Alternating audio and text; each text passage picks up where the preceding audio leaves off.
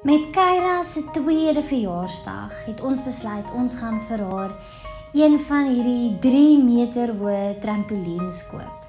Want dit gaan ouer en kind baat om haar energie te ontlont en vir ons 'n bietjie rustyd te gee. Of so het ons gedink. Min het ons geweet dat ons 2-jarige nooit alleen op hierdie trampolien sou spring nie. En dat daar altyd een van ons twee, Vernon of ek, saam op hierdie trampolien sou spring. Nou, aangesien ma en pa nie altyd wil oefening kry nie, het ons beurte gemaak.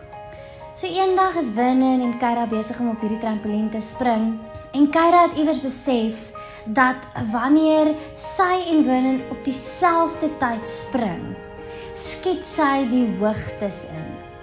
En natuurlik is dit vir haar baie snaaks, want sy het soos enige 2-jarige geen vrees vir hoogte nie. En so spring die twee heeltemal baie gelukkig, en op 'n stadium roep Vernon my ek moet kom kyk hoe hulle twee saam op hierdie trampolien spring. Op daardie oomblik wat ek kom kyk, is dit asof alles net saam belyn, al die momentum in die wêreld, hulle voete tref die mat terselfdertyd, en Kyra skiet die hoogte in.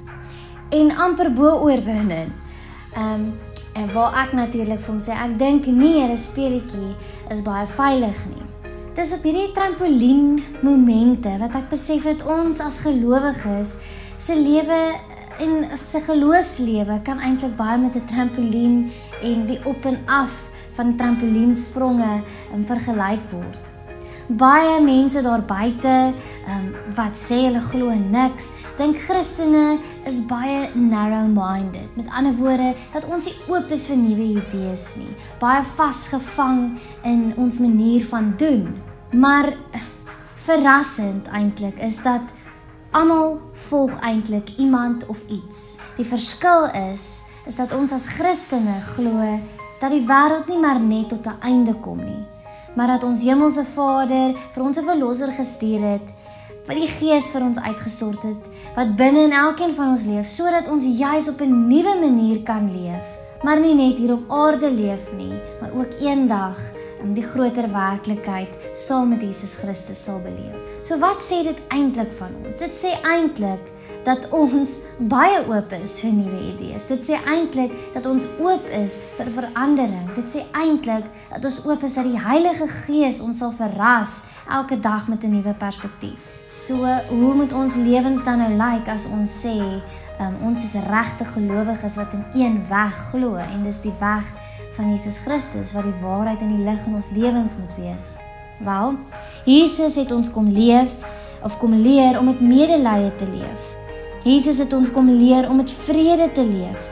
Jesus het ons kom leer om wysheid na te streef, selfs wanneer ons in die mindere is, om eerlik te wees met mekaar. Jesus het ons kom leer om te leef met die wete dat God die enigste ware Here is. En daarom, en net daarom, moet ons lewens anders te lyk as die wat ook sê, hulle volg of glo in iets. Want ons glo in die een weg, die weg van Jesus Christus. Mag ons lewens anders lyk. Mag ons lewens getuig van mense wat oefen, soos op die springmat, dat alles belyn met die Vader, die Seun en die Heilige Gees. En op daardie momente wat dit belyn, sal ons lewens 'n getuienis wees van dit wat Jesus Christus ons kom leer het.